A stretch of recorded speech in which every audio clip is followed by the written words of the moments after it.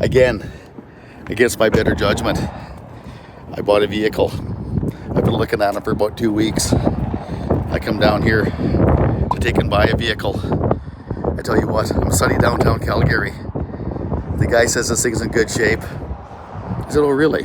It is it? He says yes. He says there's no problems with it. I asked him about the tires. He said they're in good shape.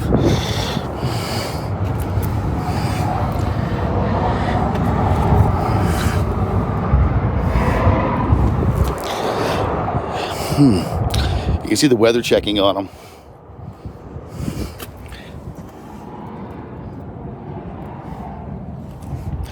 But it's past inspection and it's all good. Hey, the paint.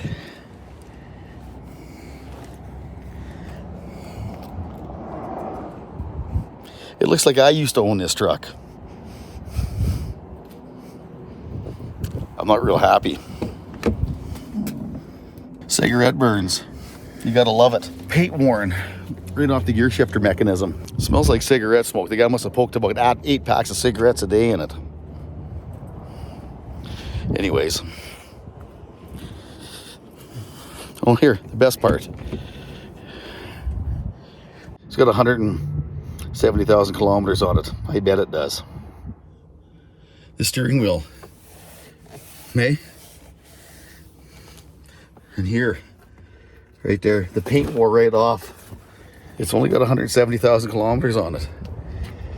Again, ladies and gentlemen, I should have known better. Hey guys, how you doing? As you see, the last experience I had buying a car off of a curber, this shows all kind of wonderful pictures and gives you all kind of wonderful propaganda that it really isn't true until you go see it. Again, guys, do not buy nothing without going to see it. And if you do, you should probably go to a dealership. I'm down here at White Court Ford, and I tell you what, they're a pretty good bunch of guys. And I'll let Mr. him explain here to you about a few things about the AMVIC inspection. The AMVIC inspection. It's very important. And a couple little interesting things that go along with it where you can be hornswoggled over it. So explain it to me. So when we take in a used vehicle, we go through a very various rigorous inspection. So anything that has to do with safety, we repair. For one, it shows value to the client, and we make sure that the product that we resell is a quality. Now, on this again, so you go over it, you do check it, actually give it a safety check, you go through it, and you stand behind it. Now, what happens if you lie about your safety check? Well, then you would be liable for an investigation from AMVIC. And then what happens? You get fined? Yes. What happens with the customer? Does the customer get, what's the benefit of the customer of you lying about it? The customer goes, hey, there was a problem here. Yes, and that's why we stand by our product as we do. We're held liable. So you are held liable for it. Yeah. So there is some recourse from the customer. If you lie about something on there and you take it and you said it is, you sign off on it, and he goes, hey, you know what? This tire, the cord is thrown through it on one side. Correct. Oh, nice.